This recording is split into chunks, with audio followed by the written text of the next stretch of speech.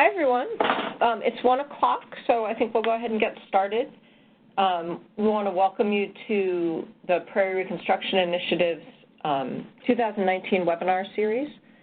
And for today's webinar, I'm Amanda McColpin.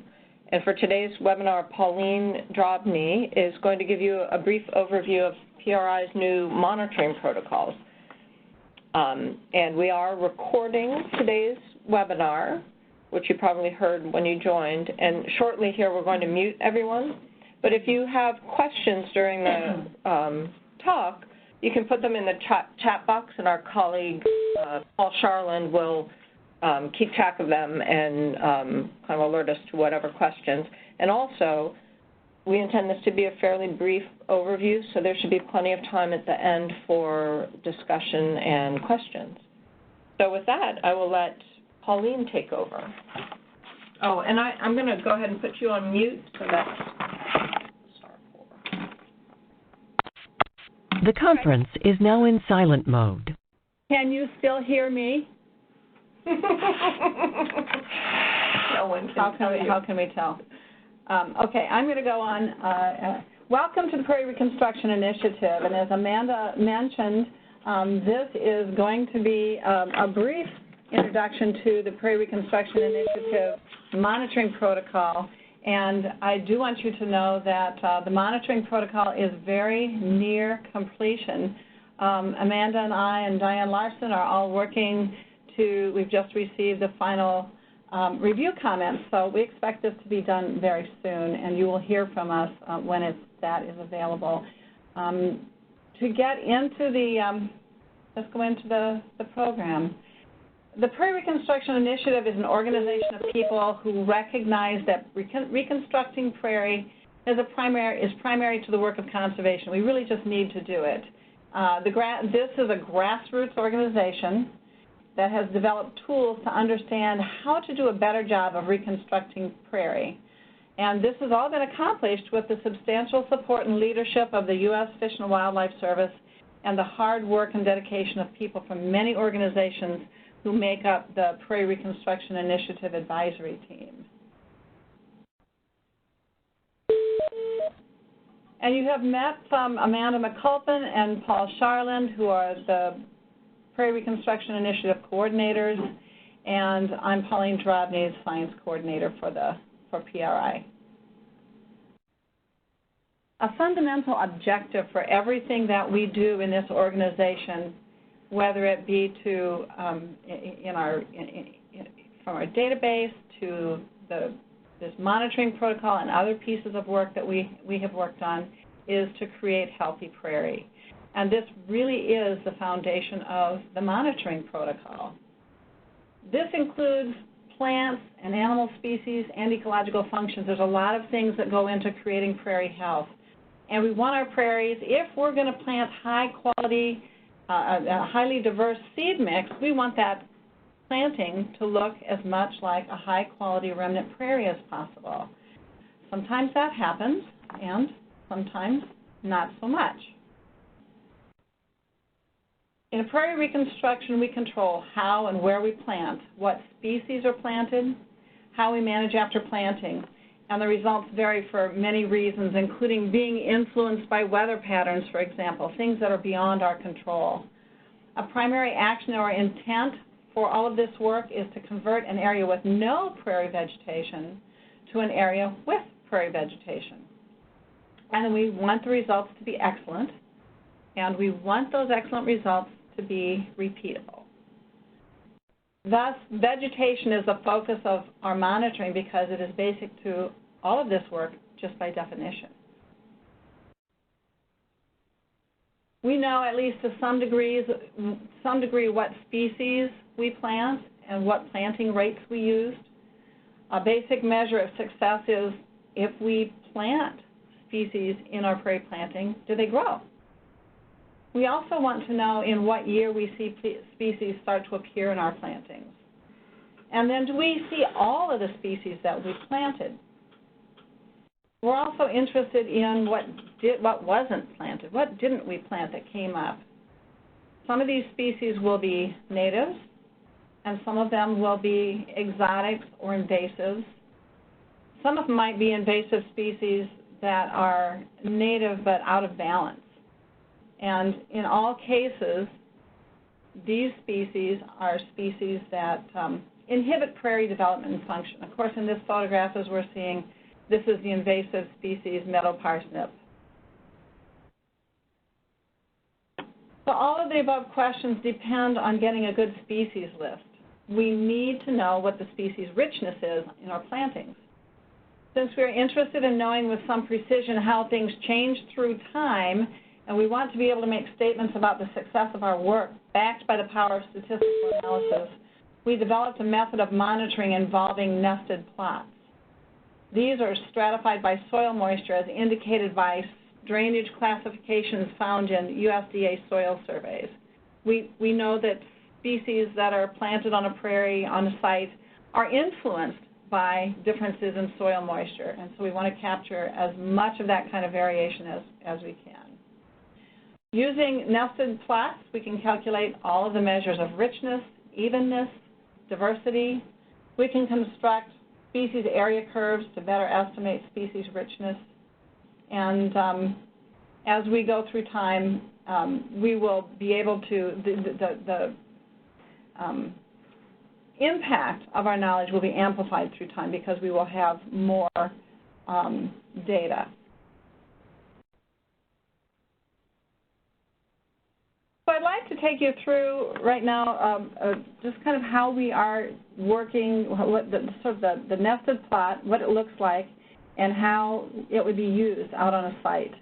Now, the nested plots that we are using might be a little bit foreign to many people on this call who have done an awful lot of work with estimating cover. This particular technique does not involve estimating cover, and I'll explain to you how it's done. And because estimating cover is fraught with observer bias, we think this is really a good way to go. The frame that we use is a 1 meter by 0.5 meter frame that ends up being 1 square meter when it's flipped over. So as you can see on the left side, that's the half meter, the short side. And then if you look at the solid cream lines, you'll see there's a 1 meter arrow that gives us, in essence, a half a plot. And there are 5 different compartments within this 1 meter square plot. And these are divided into different sizes.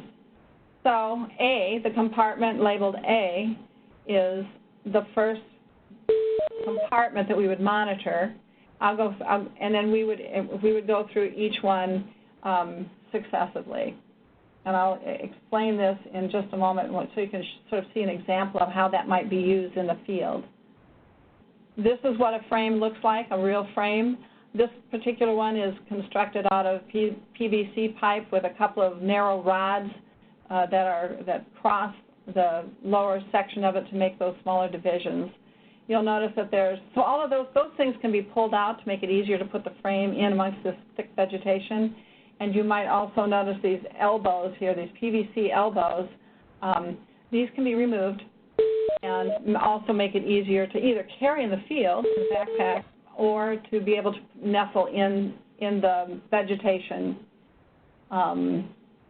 as you move from plot, as you install your plot. So here's an example of somebody using one of these plots, and you can see that the divisions are not in place at this moment. He's just kind of settling it in. This particular type of plot has been used extensively for 3 years in monarch monitoring in various places in the country, and it's also been used for tallgrass and mixed grass prairie monitoring research. So it works pretty good. So now we'll get into how this thing works. As I mentioned, we have 5 compartments.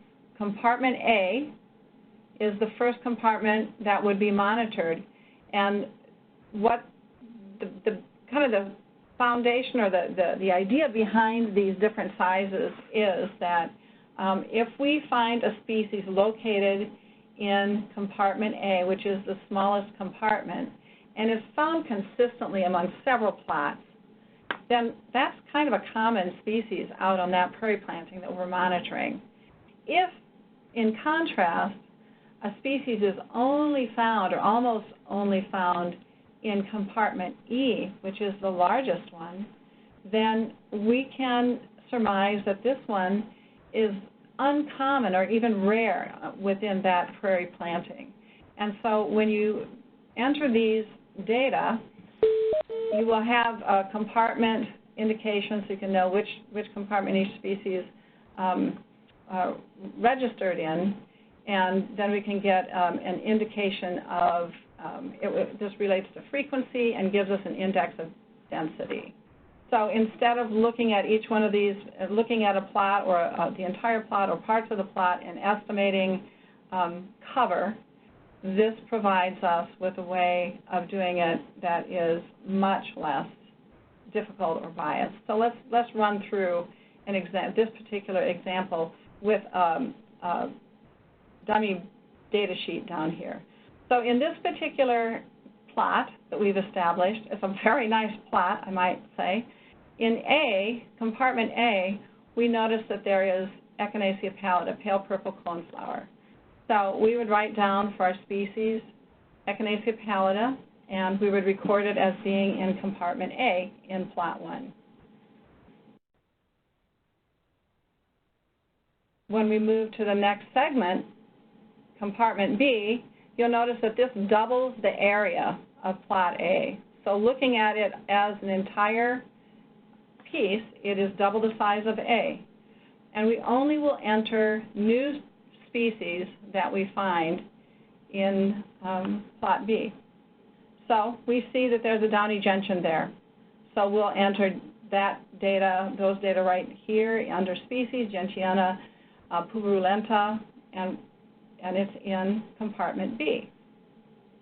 As we move up to compartment C, a new species has shown up, and that is Sporobolus heterolepis. So again, we record that species and the compartment within which it occurs. Notice that we didn't enter Echinacea pallida in this one because we already had that one. We've already found that one, and so we don't need to enter it again. Keeping in mind that C is actually the entire area of A and B and C. So all of those species in reality are a part of compartment C. But the only thing we have to record are new species that we see. When we get to compartment D, there are no new species. We've seen both Echinacea pallida and Sporobolus heterolepis before, so we move on to compartment E. Now, in order to get to E, we have to flip the frame over. So right at the middle solid black line, if you can see my cursor, it's right there is where the, whoops, sorry. That's where you flip the frame over on that same axis to include E. So now we have the entire area included in the frame within the plot. And we have 2 new species, so we record those, Lilium philadelphicum, the prairie lily, and Dodecatheon media, the shooting star. So that is our entire list for this example of plot recording. Sometimes this takes a little bit of getting used to, but I'm a believer. I used to do everything by cover classes, and this is a good way to do it, I think. Now, when you think about where to put the plots and how to array them on the landscape, the first thing you need to do is to get a map or some sort of an aerial image of your seeding area. Now, notice that this doesn't include the entire, everything that is nearby. It's only the area that is seeded. So some of the areas off to the upper left, for example, may be a part of your management unit, but it will not be included in your monitoring unit for this particular seeding, this planting. So you have your planting, and then you snap a grid onto it. And for this particular site, I happen to know is somewhere around 350 acres, And for all sites, the most plots you will have to include would be 40. So the very largest kind of planting, only 40 plots. You may have fewer than this if you have a smaller plot, but you'll never have more than 40. So this is a systematic way of monitoring, and remember that you'll also need to include the drainage classifications, and you can see this blue. This is a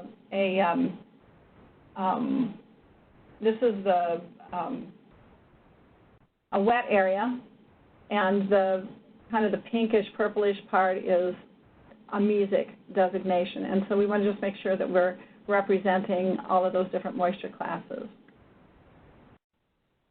Okay, so the nested plots give us that statistical precision that we need to analyze changes in plantings through time. However, the area actually sampled is fairly small, and it's not going to capture all the diversity really well. I mean, we're not going to be able to get at that species richness that we also need. Remember all those questions we talked about in the beginning that relate directly to species richness. We'll get some of that from this, but if you think about each one of these plots out there being just 1 square meter in size, we just won't capture all the diversity that's out there unless we have a very poorly diverse site, probably.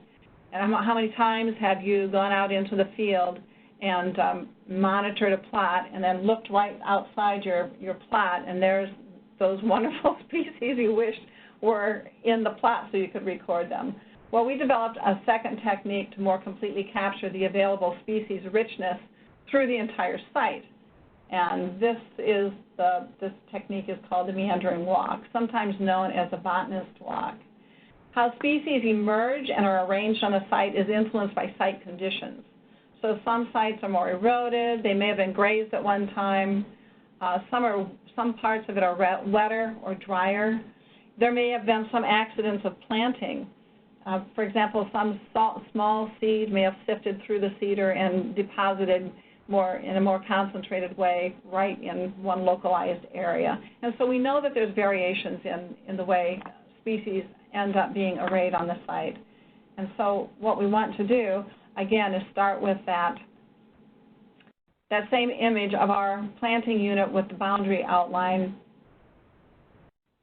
and then preferably it would be good to use some sort of GPS device or a tablet or a phone that you can use to begin to record the pattern that you walk. When you walk, you want to try to, I said it's sometimes called a botanist walk, and that is because you will use your eye to try to figure out where if there's differences in texture or differences in color, that those may be places that you should go and visit. You can kind of surveil this area before you start and also look at that aerial photo to get some tips. And then, this is not the actual generation of a plot used by an iPad. I just drew this on here, but the idea is that you will have, if you record it on an iPad or some other tablet, for example, you will have a record of that walk as you did it.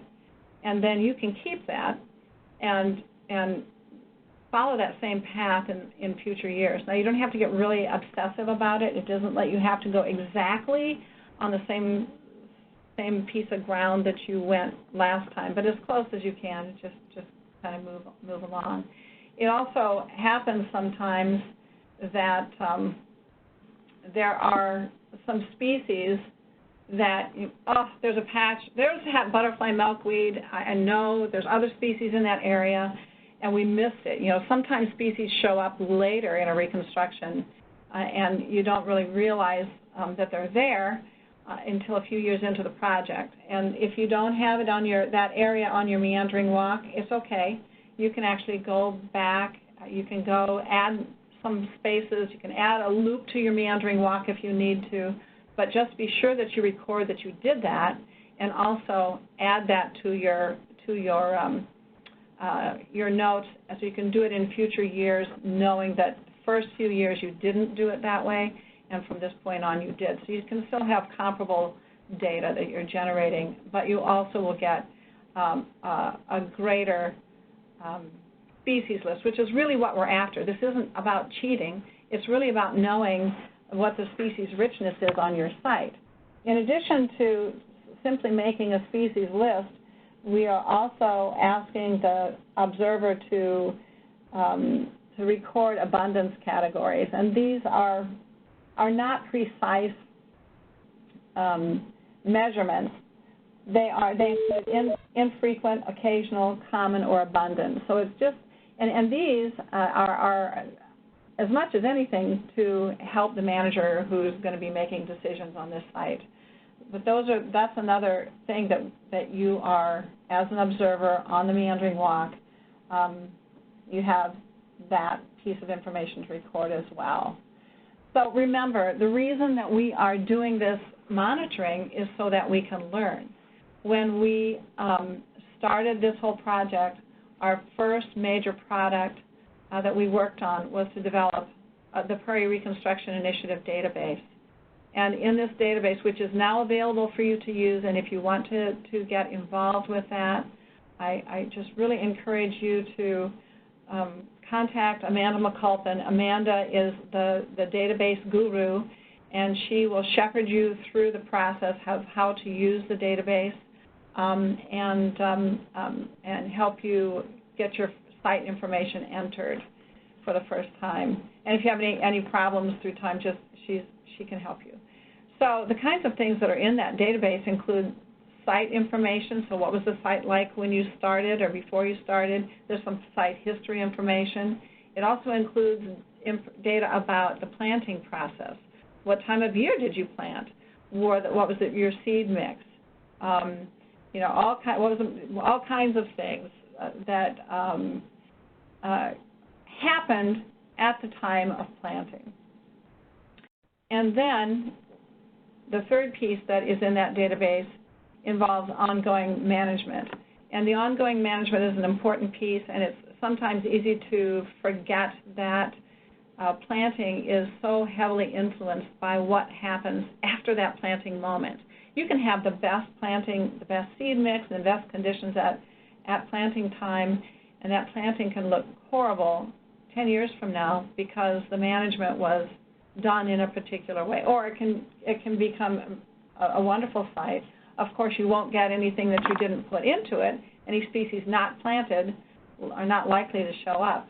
But, well, there are some that will show up because of in situ sources of seed or plants, for example. But typically, you have that planting moment that really influences things, and management through time also heavily influences how things turn out. But we don't learn unless we monitor. And so that's the key thing, is the understanding the outcome depends on our ability to link monitoring with this database, the results of monitoring. And there's a couple of ways that you can use monitoring, or that we plan on using monitoring in this project. And one way that we would do that is to have after a substantial amount of time passes, or enough time passes that we have a number of plantings entered, when there's critical mass of data in the database, then we can have a large scientific investigation that will include monitoring and several sites. If those sites have been well cared for in the database, we have good data there, then we can include those sites in this larger analysis and try to learn about what factors most influenced the outcome of these prairie plantings and management. So that's one way, and that's a ways down the road. Keep in mind that this whole project is a crowdsourced project. So your decision to join us isn't anything that's required, but we think it's going to benefit you, and it's going to benefit the community at large. So one of the advantages of having your data in the database is you have a record now of everything that you've done. All the information that you know about that site is now archived in that database. and that's really a great way to be able to look back on things, maybe help make management decisions. There'll be some little routines that we will have pop up when information is entered, or if you ask for that information. And likewise, we will have some ways to eventually be able to do simple analyses of data that you enter as a part of your monitoring routine. So you're not required to do monitoring, but we highly encourage it.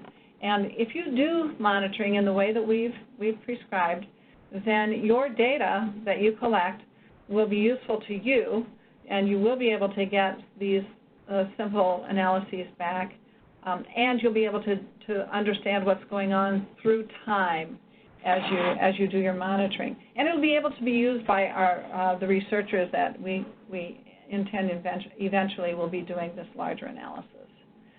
So we think we're really excited about all of this. We think that this is a pretty powerful situation, and for Prairie Reconstruction and for us to learn as a community about this entire process. So we'd like to thank the Prairie Reconstruction Initiative Advisory Team, and especially the Prairie Reconstruction Initiative Monitoring Working Group who made all of this possible. And a special thanks to the U.S. Fish and Wildlife Service for funding and leadership support.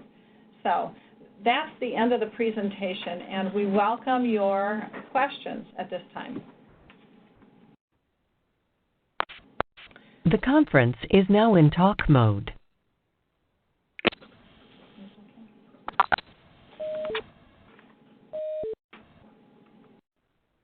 So are there any questions? Nothing showing up in the chat box yet. We can certainly take questions out loud if you'd like to do that too, as long as we can kind of try to keep it orderly. I have a question. So what about if you're targeting a specific species within your restoration, whether it's like an invasive or a host plant? Do you think it'd be reasonable to include a stem count or something like that of that particular species within the plot? You know, everything that you do relative to monitoring depends on the question you want to ask. And so you certainly can add pieces to this monitoring protocol, but it won't be a part of what we're prescribing or that we will have in what will eventually be a part of the larger database that links the management to the monitoring data. So you certainly can do that, and I suppose, you know, it would take a little bit larger discussion to understand what your specific question would be to answer. We do have a couple of questions in the chat box. First one is from Melinda. She wants to know if the database is open to all agencies and private lands. Yes, it is. Amanda, why don't you go ahead and take that one? Sure. So the brief answer, like Pauline said, is yes. And we've been very cautious about getting private land in because, you know, we don't want to expose anybody's privacy. But we do, the database is password protected. Each site has its own password. And we really collected very little actual private information. There's we try to pinpoint where it is, and so for a private land, we might need to just put county or something instead of the actual lat long. But otherwise, yes, it would be available to anybody. But you do have to go through me because the database resides right now on the Department of Interior SharePoint site, and you need to, if you're not part of Department of Interior, you need to get access to the site. But that's a relatively simple process. Paul, I think I saw a question come over the chat box. Could you read that out for us? Yeah, there's actually two that I think are probably pretty closely related, so I'll ask them both at one time. And one is, you know, how far apart are the monitoring points?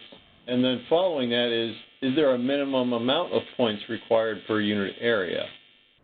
So those are related. The number of plots that you will have on a site will be between 10 and 40. And so it depends on the size of your site. And if you have a very small site, you may not need to have the full 40 plots. How close together they are depends on how big your site is, because you're going to be applying that grid. And so because it's a systematic grid, the spacing will depend on kind of how much space it takes to be able to equally kind of space out those points where the plots will be located. And I'll just, add just a little bit to that, is that upper limit of 40, we worked with a statistician while we were developing the protocols, and after having run a number of simulations, it became clear that you like to go up to 80 or 200 or something for a large site. It wasn't worth the time spent on that extra effort to get just a little bit more power out of it. So that's why we went with the upper limit of 40, because we do want this, these two techniques to be able to be used regularly by people and not be really onerous for anybody to commit to. So let me see if I'm clear. So if it's a small site, they may be closer together to get a minimum of 10 in, and if it's a very large site, they'll be farther apart because we're only doing 40? It could be that way. Mm-hmm. Yep. So it's basically, if it's more than about 30 acres, you would be using 40 plots. And under 30 acres, it's three plots per hectare. 2 plots per hectare. It was, anyway, we had a conversion. And then the minimum is 10, so if it's less than about 7 acres, I think, you would still use 10, even if it was quite small. And so, Paul, one thing that you might do is put up on the screen how people can get to the draft protocol, or people have. I don't know if you have emails. If people want that information, if you'd like to look at the protocol as it stands right now, you can get at it. Oh, there it is. Paula just put it up on the screen. Whoop, it went away. So if you didn't catch that and you would like to have a link to that protocol, send your email information to Paul, and he will get that to you. If you've got the chat box open, it'll be available for you right now. Great, thank you, Paul.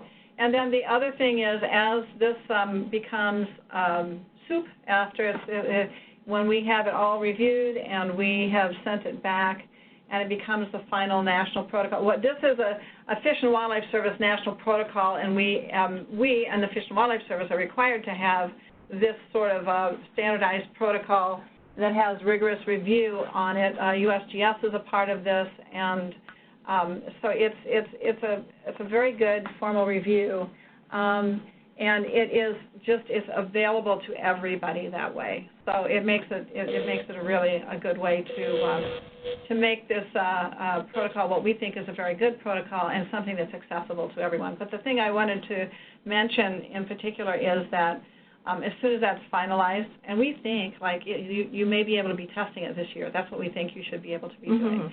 And so, in fact, we hope really soon, but then again, I hate to say any dates because that's the kiss of death.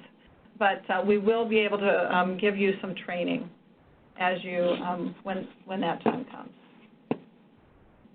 So what's available on the site I just posted now, it may not be the final. You sound like you're still getting some comments, but it's going to be...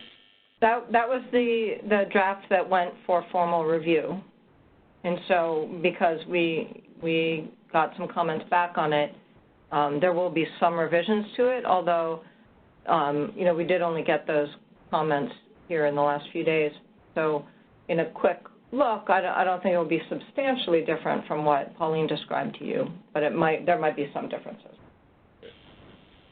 Here, a couple more questions. One is Lisa Gelvin asked, initially it sounded like sampling would be stratified by drainage class, but on the slide appeared to be uniformly distributed. Can you please clarify? So it is, we're putting the, what we want is just to make sure that there's a representative proportion of plots that is in a different, if there's more than one drainage classification. So it's a proportional thing.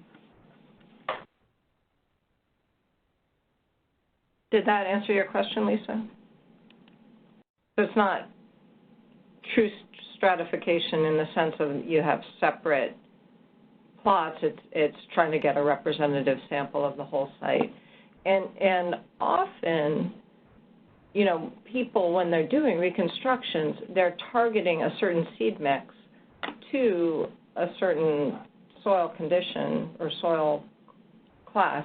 And so in some cases, maybe many cases, there won't be, you know, very much of a difference in these drainage classifications. So, and we've taken, I think the Soil Conservation Service has 8 of these classes, and we've condensed them to 3, just to have kind of broad differences. Yeah, so there's a number of details that we didn't want to get into today, just because they can, just on the phone in a quick webinar, they could be kind of rabbit holes, it could be confusing. But there are details, as you might imagine, on this that we didn't go into today. And so I do encourage you to take a look at that protocol, and please call me or Amanda if you have any questions. Lisa says thank you for the clarification. And another question is, how soon will the site-level data analysis tools be available?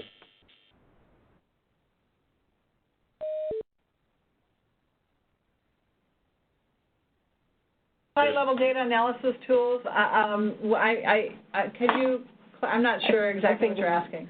Well, I think you were describing like reporting tools from the database. Okay, sure, yeah, all right. So there's a couple of sets of tools that we, you know, so we are at this stage. Our big first announcement that we're so excited about was to get the database out there and available to people. That is now out there for use. The next big thing was to get this protocol out there and in your hands so that you can start to use it. Then the next thing will be to do the a couple of other things. One of them, we have to get a database that will link the protocol data to the management database so that we can make those and we can learn. So the routines that I was talking about, it is another one of those pieces in our to-do list. It's in the future kind of thing. So I can't give you an exact time. We really want to get some of these things going because these are things that we think are going to be really useful. In the meantime, you know, before we have these larger analyses where we can really get into the weeds and start sifting through what makes a difference in prairie reconstruction, we can give people simple kinds of analysis, or just even, okay, how many forbs did we plant? How many grasses did we plant? How many of whatever different things? And then we could have, you know, you might have, if with the monitoring information, find out that you got a greater proportion of one of those than you would have expected. And so those can be like tools for monitoring or for thinking about management. Like to tell you a date that those will be available or even a general time is totally up in the air. It sort of depends on a lot of things and what kind of funding we can bring to bear and that kind of thing. But stay tuned. It's a high priority. That's all we've got in the chat box questions so far.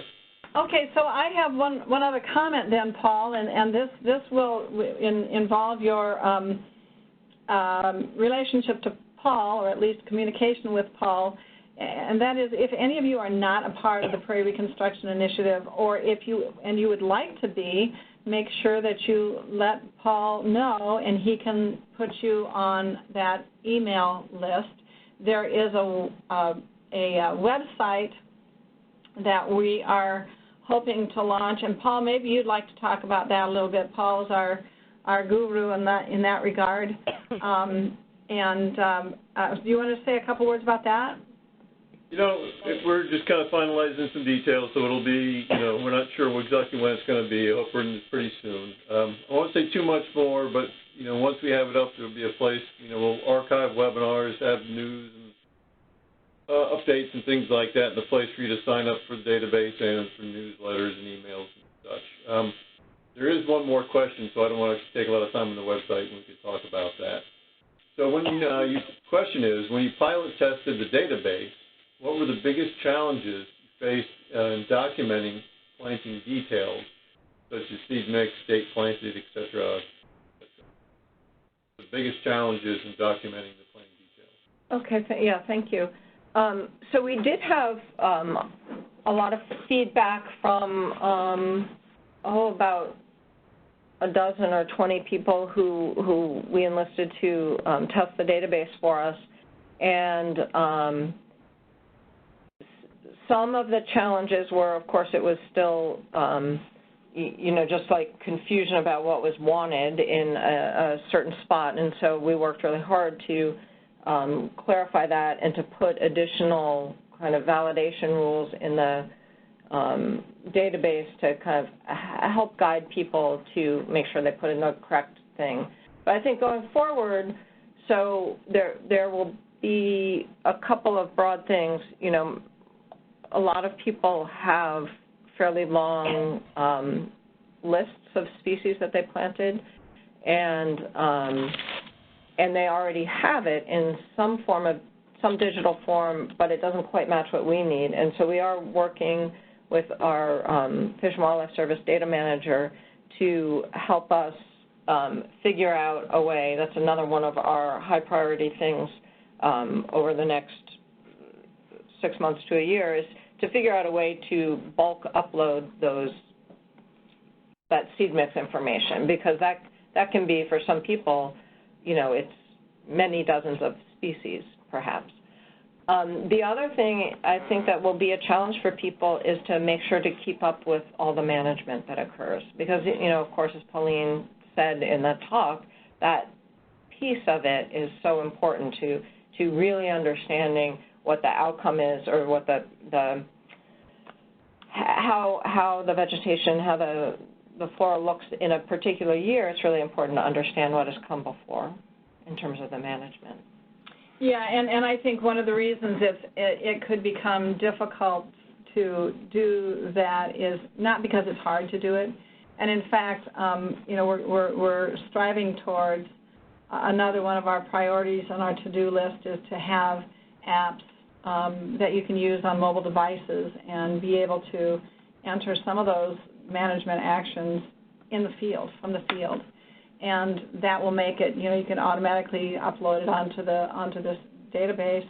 But the reason I think that it could be difficult is just because people forget to do it, or because there's so much going on in a field season, or I mean, I've looked at records of management actions for different places, and they're very often incomplete. And what we found, because we tested this out, Diane Larson led a research project in which we looked at data from a couple of different refuges that we thought had pretty good data in terms of what the management had been through time and how things were planted. And there were just pieces that were missing. And without those data that were missing, it just leaves lots of holes in our ability to understand how those factors, how different factors affected the condition that we found. So this is I guess I just can't emphasize enough the importance of doing that management data entry into the database. But it's not only for this project, because it really does provide the user, this volunteer user to be able to track what they've done and look back on it, and you won't have lost data. And if you get questions or have questions, you can just go right back into that database and look at it and print it out and all that kind of thing.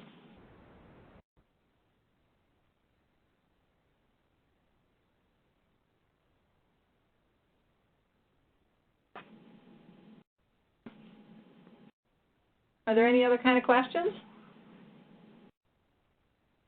Nothing I'm seeing in the chat box. I don't hear anybody speaking up.